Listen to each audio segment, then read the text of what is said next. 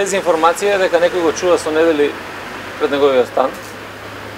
Второ, воопшто не допринесувате на ваквиот начин кон објективно информирање, заради тоа што Груевски до вчера, до 16:30 часот, додека судот ја издаде наредбата и потерницата, беше слободен. Тој има обезбедување лично, кое што го користи на повик.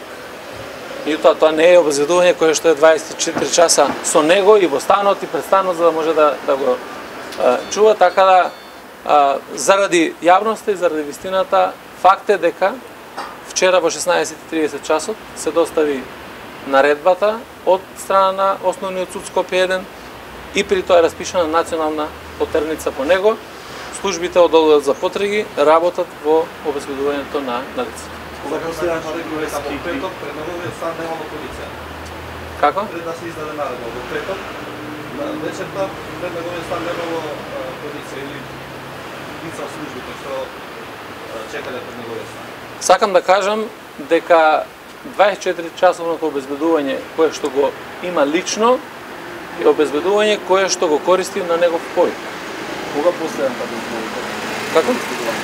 Последен пат неговото обезбедување го ставиле дома на 8 ноември, некаде околу 23 часот, тоа според изјавите кои што се дадени од страна на обезбедување.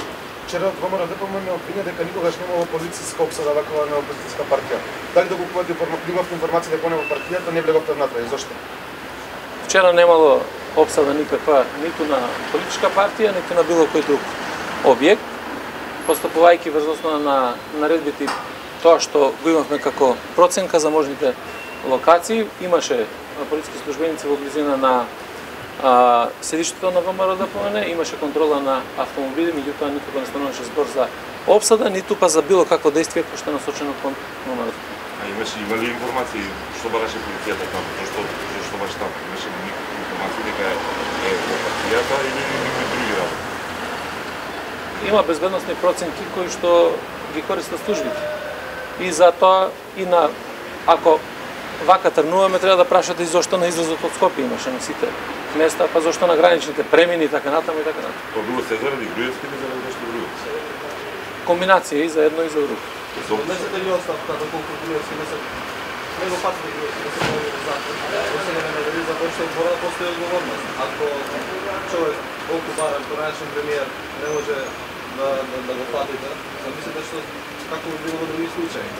Јас размислувам во однос на одговорноста на оние кои што не им одредуваат притвори, на луѓе кои што се опасност да бегаат, во моменти ги пуштаат да се движат слободно низ државата, да ги обавуваат сите можни работи кои што ги обавуваат и на крајот кога се завршува сонесето на пресудата, тие не се во притвор за да може да бидат обезбедени, иако, како што и самите истакнувате, се со десетини повеќе кривични пријави и кривични дела. Замислете сега, има одредување на притвори за, не знам, разбојништво и тешка кражба една на некого, а за вакви тешки кривични дела во кои што се обвинети други луѓе не се одредува мерката притвор. Полицијата работи исклучиво врз основа на наредбите кои што ги издава судот и полицијата без наредба ниту може, ниту смее да следи било кого или постојано да биде присутна со него околу неговиот дом само заради тоа што се води судска постапка за него. Затоа постојат мерки на обезбедување, а таквите мерки на обезбедување ги определува судот.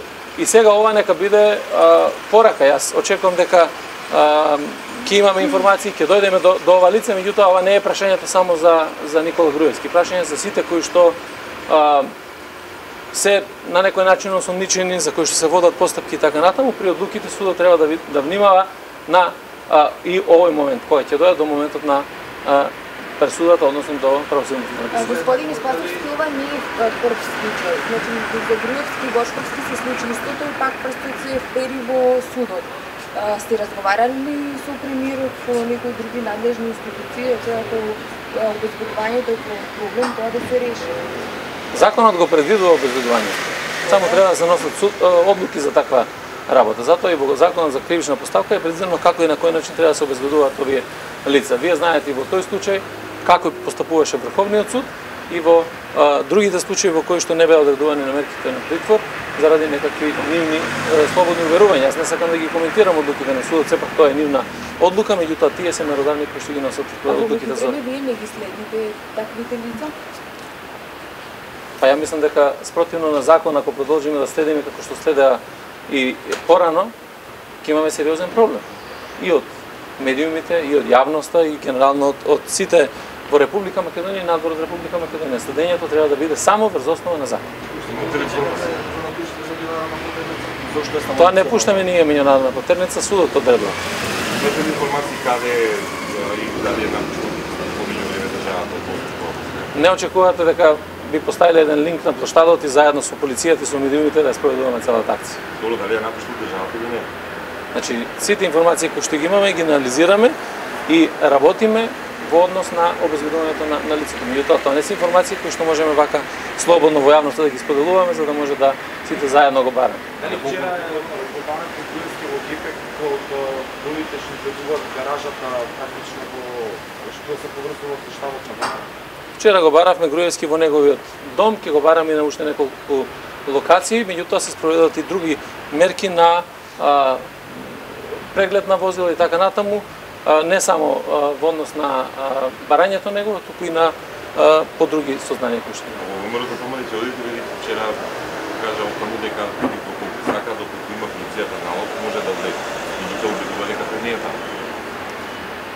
Значи, ние ако имаме налог, без разлика која зграда и каде се наоѓа, ќе треба да се влезе. Ниту сме имале намера да влеземе вчера во ВМРО-ДПМН, ниту таа намера била да обезбедуваме налог и тоа да го правиме на вчерашни ден. Меѓутоа, врз основа на наредбата и потерницата, ќе ги преземаме сите мерки на основа на информации кои што ги добиваме, се со цел да може да се обезбеди лицето за издржување на казната.